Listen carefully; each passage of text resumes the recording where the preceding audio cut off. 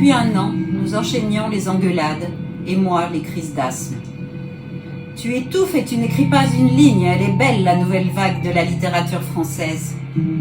Elle avait raison, je manquais de souffle dans plusieurs domaines. J'avais demandé ma mutation pour raison impérieuse de santé. L'Académie avait accepté plus rapidement que je ne l'avais imaginé. Le premier week-end de juillet, je descendais donc d'une navette Avignon-Arles. Un voyage seul et long, ponctué de plusieurs changements. Ma femme finissait sa mission et devait me rejoindre au mois d'août. Finalement, j'avais passé cette première année seule dans ce petit village de Camargue. Vanessa avait eu un autre contrat qu'on ne veut pas refuser. Un long métrage avec la nouvelle coqueluche québécoise du cinéma indépendant. Elle me rejoignait lors des coupures de tournage. Un rendez-vous sur 2 finissait par des portes qui claquent et des amours d'avorter. Vas-y, retrouvez le réalisateur de tout ce que vous n'avez jamais voulu savoir sur moi vu que je suis un trou du cul égocentrique. Aujourd'hui, 1 an après ce voyage en train, je suis sur le sable d'une plage immense et presque déserte.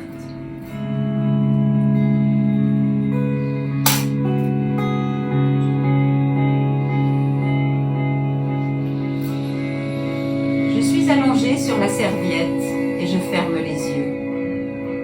Je tente de visualiser mon rêve de la nuit dernière.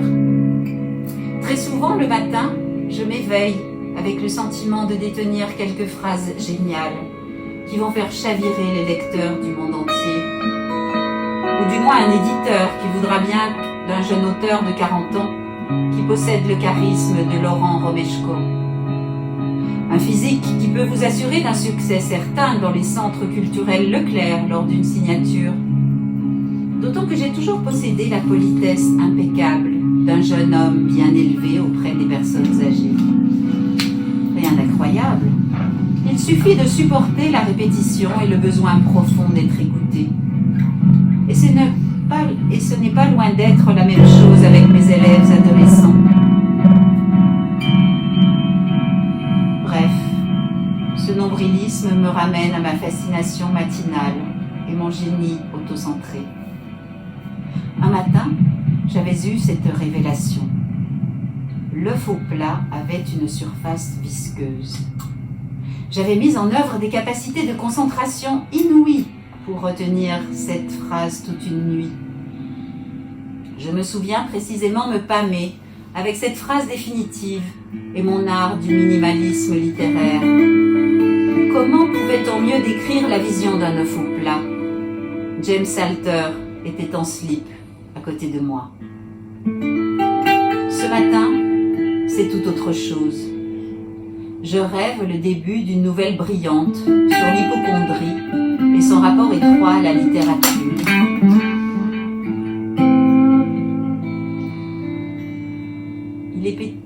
Il est époustouflant de constater mon manque d'air et un manque flagrant d'inspiration et, si je puis le dire, d'expiration. Ma cage thoracique se referme et ne laisse échapper que peu de fois de belles phrases dans un souffle sifflant. Remarquable, je trouve, mon éloquence pendant ce rêve parfaitement littéraire. Je me tourne à droite et sur la chaise à côté de moi, je vois Michel Houellebecq. Il fume sa cigarette, un regard de poisson mort et une moue d'un ennui profond. Bon, je suis pas là pour ça, mais Seb, c'est nul. Je sais pas comment le dire autrement, mais tu te branles et tu penses à faire de la littérature ? Et ton écriture est de plus en plus celle d'un mec qui lit Proust pour le raconter à sa famille à Noël, afin qu'il se sente plus con que lui. Je ne veux pas t'humilier, d'autant que j'ai pas que ça à foutre, vu le temps que je perds avec tes maladies imaginaires. Mais je crois que je pourrais faire une nouvelle du niveau de Faulkner, rien qu'avec ta connerie. Oh putain, Michel, t'as raison. Même ta manière de raconter ma bêtise est plus belle que ma dernière nouvelle sur le but de Zidane en Champions League. Pourtant, c'était inventif et postmoderne, le foot, vu par des caméras de la NASA avec la voix off d'un migrant soudanais, orphelin de père et de mère.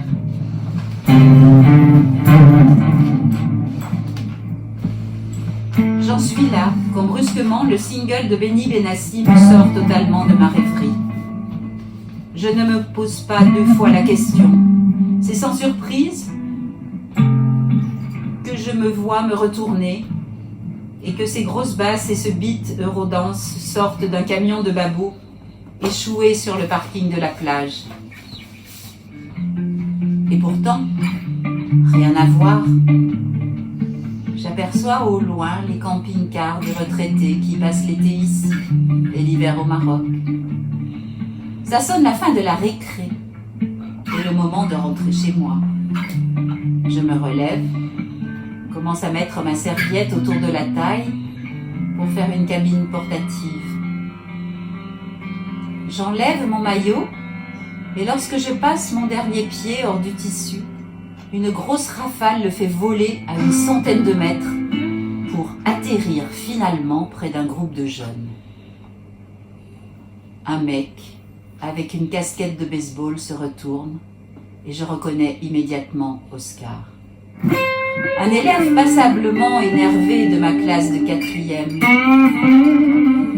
Il me regarde en souriant avec ce qui ressemble à une très grosse cigarette. Lui et ses 3 potes se lèvent lentement et se dirigent vers moi.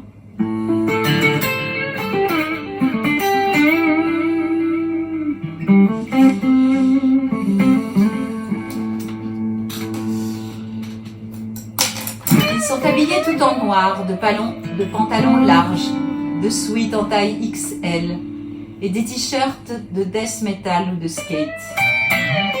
Oscar a les yeux minuscules et un sourire vicelard. Il prend mon maillot à 2 mains et le tend devant lui, à la manière d'une banderole de manifestants. Le slogan n'est pas très revendicatif. Il se limite à Calvin Klein et des fleurs de lotus rose. Vous vous souvenez, monsieur, du devoir d'histoire sur Pétain ? Moi, je m'en souviens bien, et mes parents aussi, avec un ton de merde pour dire que je suis un branleur. Alors, tu vas avoir le temps d'y penser, en te regardant la bite sur les 3 kilomètres jusqu'au village. En quelques secondes, ses potes se jettent sur mes fringues au sol et arrachent ma serviette. Puis, ils se mettent à courir comme des dératés vers le scooter. Je les regarde disparaître derrière les camping-cars en tenant le fantôme de ma serviette autour de ma taille. Au sol, il n'y a plus rien, sauf mon iPod et mon casque qu'ils n'ont pas dû voir dans le sable. Je le prends et je commence à marcher en direction du parking. Ma peau laisse apparaître une discrète chair de poule au moment où je passe devant un couple de vieux dans des chaises pliantes. Ils lisent le journal en buvant un café dans de grands bols. Je tente d'être le plus décontracté possible avec mon casque sur les oreilles et mes parties génitales qui vont de droite à gauche. La voiture n'est pas loin. Et cette histoire sera vite finie.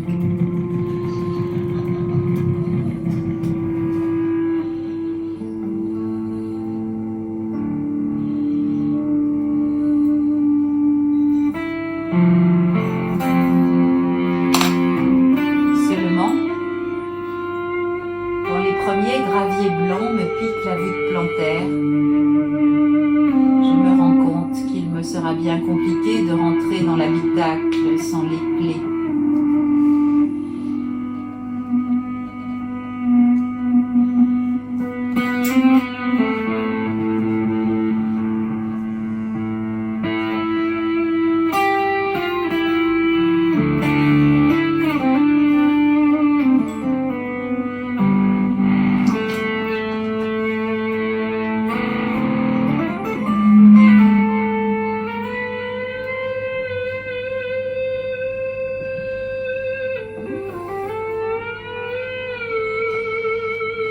Je n'ai donc d'autre choix. Je n'ai donc pas d'autre choix que de rentrer à pied.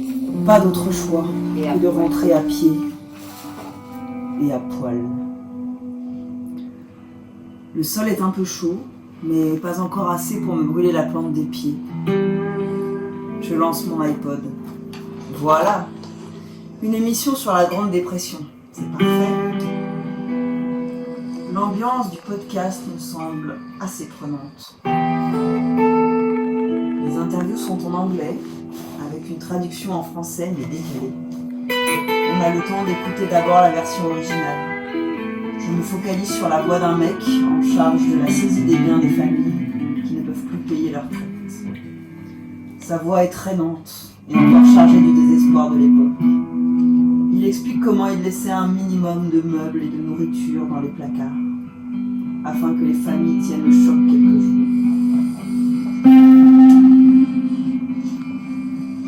Une première voiture vient à ma rencontre. Le conducteur ralentit en arrivant à mon niveau, mais ne s'arrête pas de peine. C'est le mec du magasin de souvenirs. Il se penche vers la fenêtre du passager pour mieux m'observer, puis accélère violemment une fois que son regard s'est arrêté sur mes parties génitales. Ça risque d'être long et pénible. J'accélère le pas, puis je cours. Mes testicules commencent à balloter de gauche à droite. Il m'habite de haut en bas.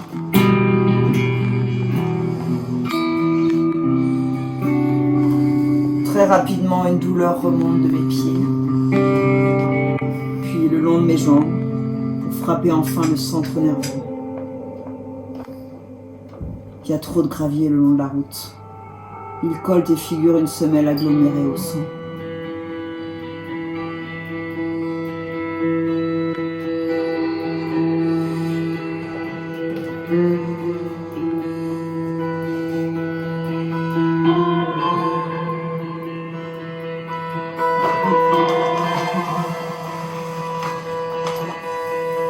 Lorsque je m'arrête, la chaleur revient comme un boomerang. Je transpire à grosses gouttes. Mon torse est trempé. Les moindres plis et replis de ma peau deviennent poisseux.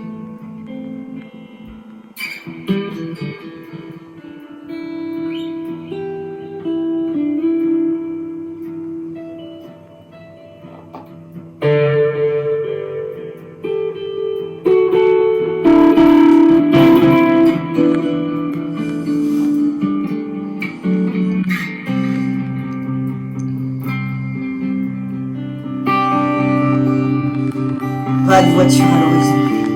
Je reprends enfin ma marche. Un peu plus loin,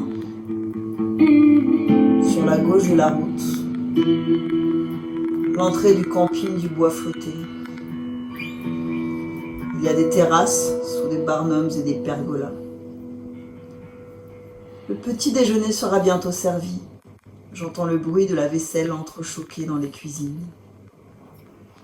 Les tentes et les camping-cars sont posés sur des petits îlots à proximité des étangs.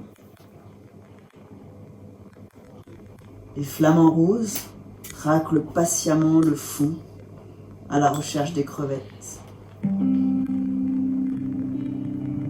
S'ils ont encore faim, les enfants lanceront bientôt des morceaux de pain au chocolat qu'ils ne voulaient pas finir. Je me pose la question de la possible modification de la couleur du flamand en changeant sa nourriture. Peuvent-ils devenir chocolat? Ou des flamands couleur Cheerios? Ce serait une aubaine touristique pour le village.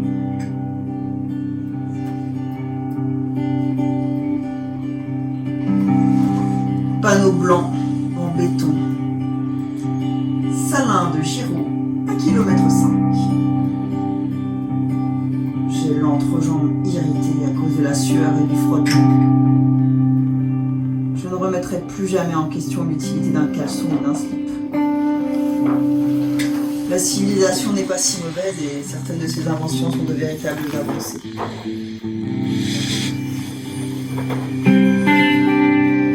Un crépitement, des bruits de petits rongeurs et une mécanique sifflante. Je me retourne. Un homme et un enfant à vélo. Ce ne sont pas de simples vélos, mais des VTT ultra technologiques avec des amortisseurs sur la fourche. Ils avancent, et puis s'arrêtent. Une courte pause et ils redonnent quelques coups de pédale. Ils me suivent, mais ne semblent pas vouloir m'approcher véritablement. J'accélère à nouveau le pas.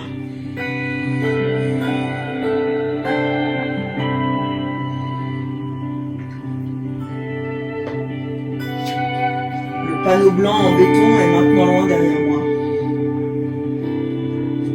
Les bruits de roues s'approchent un peu plus. Ils sont juste là, à quelques centimètres.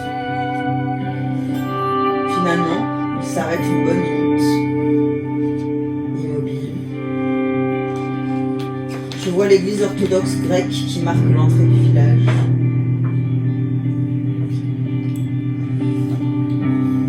C'est un baraquement en tôle ondulée, surmonté d'une croix en fer rouillé.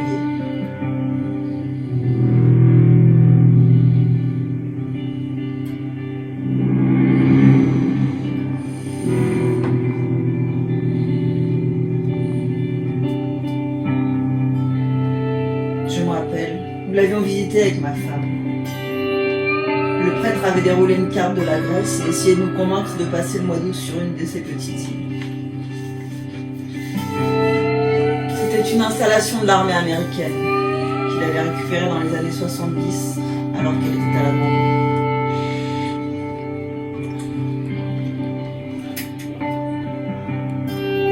Entre-temps, un sprint s'était lancé. Et bientôt, le père dérapa devant moi avec sa roue arrière qui chassait vers le fossé. Alors on se balade les couilles à l'air. Tu crois que c'est une tenue pour aller à la plage, hein? C'est respectueux alors qu'il y a des mioches partout, hein? Ah, tu dis rien, hein, PD, hein? Hein? Tu crois que c'est le respect, ça, hein? Espèce de pédophile, hein? Allez, vas-y, tu peux te le faire, Dylan.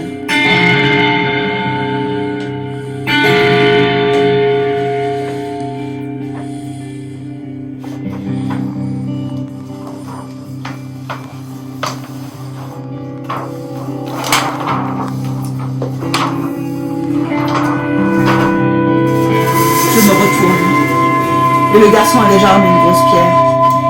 J'ai juste le temps de mettre mes mains sur mon sexe à la manière d'un joueur de foot dans un mur de coup franc. Je prends la pierre sur la tempe et mon corps roule dans le fossé, plein d'eau et d'herbe haute. Je reste un petit moment le cul dans la flotte.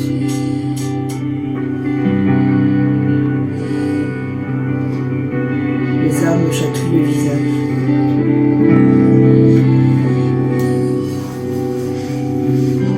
Ils sont partis très vite après. J'ai simplement entendu PD lancé par une voix enfantine avant leur départ.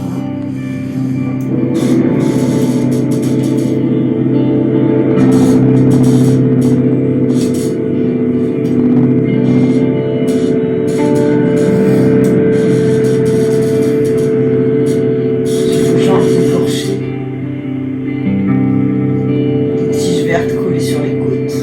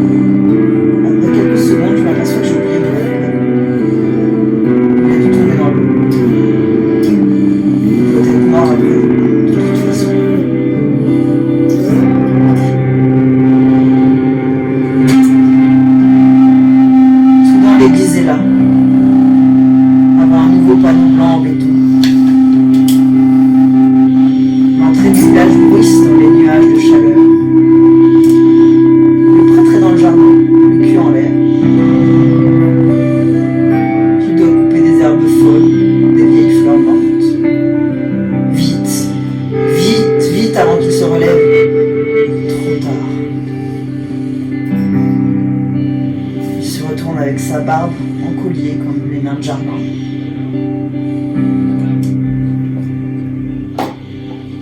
Il hésite, avec la bouche pendante d'un homme qui vient d'apprendre une mauvaise nouvelle. Une mouche morte dans son tzatziki. Finalement, il me salue en souriant, un bras bien tendu, qui s'agite de droite à gauche. Il me lance. Le nudisme est plus simple sur les îles grecques, hein? On en reparle vite, n'est-ce pas? Je lui rends son salut et je remplace le podcast par le souvenir d'une chanson qui m'occupera le temps de traverser le village.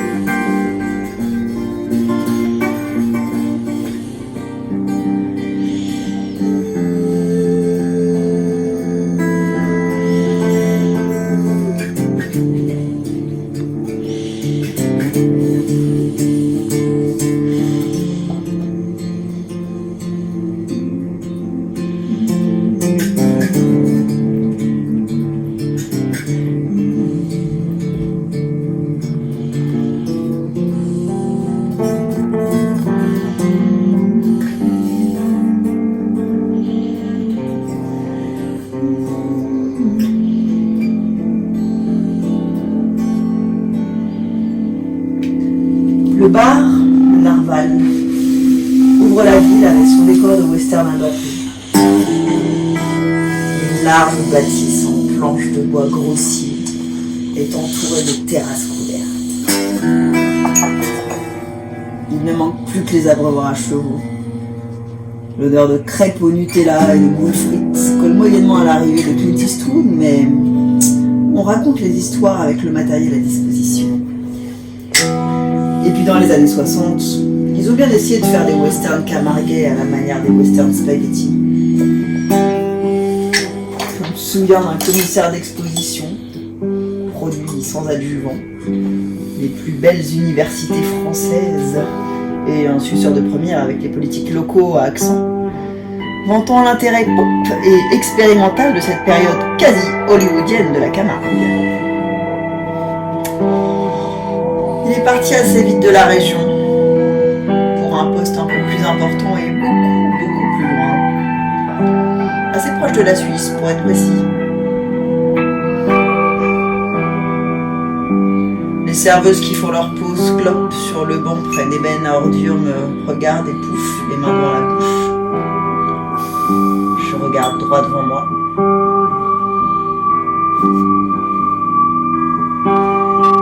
Le commissariat, la place, et puis le lotissement ne sera pas loin.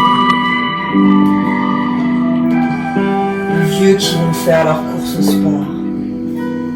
Je n'avais pas anticipé la chose.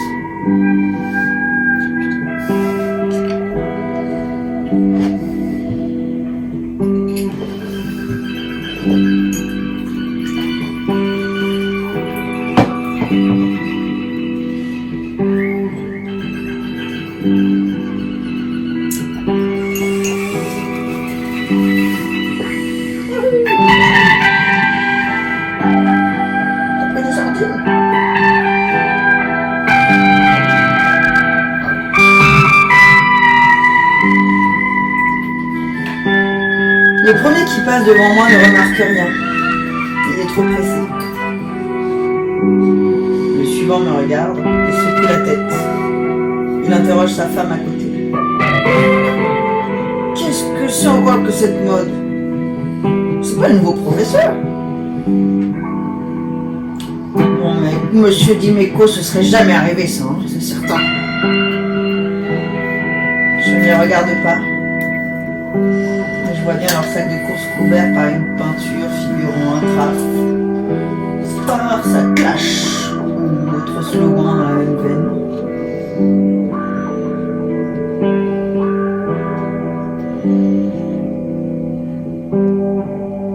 Le camion à pizza est garé sur la place.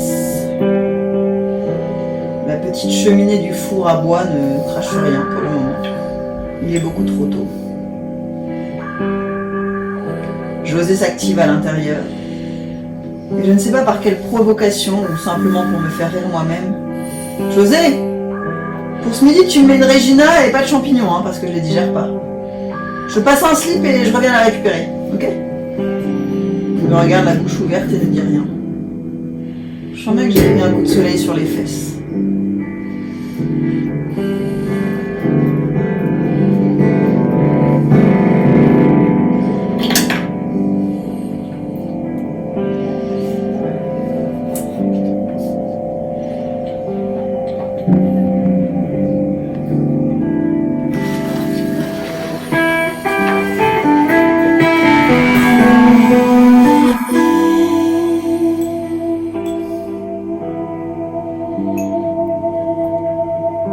Je rassemble mon courage. Plus que quelques centaines de mètres.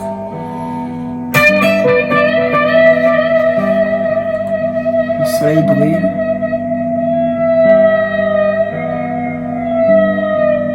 J'aperçois enfin ma destination finale.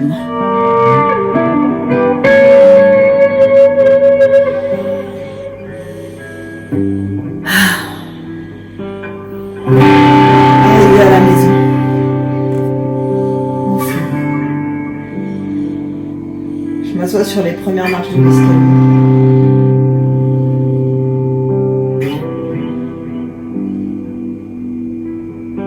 Je saisis le téléphone sans fil qui est à côté.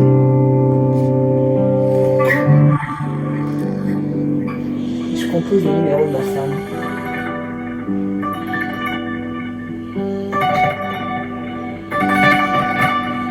Elle ne répond pas.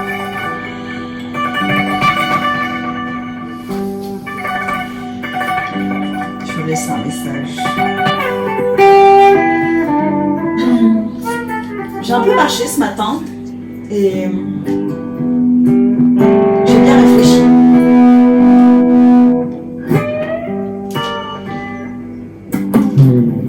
Je crois que c'est pas la peine que tu viennes me rejoindre, ni la semaine prochaine, ni la suivante. Je sais pas pourquoi, mais je crois que je vais pas trop avoir d'amis dans ce village. Par contre, beaucoup de temps pour écrire pendant ces vacances scolaires.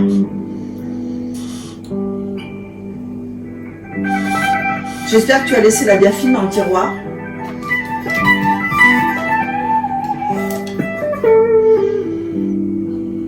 Tu avais raison. Je vais bien respirer ici. Je crois même que j'ai retrouvé l'inspiration. Et que je vais avoir beaucoup de choses à écrire.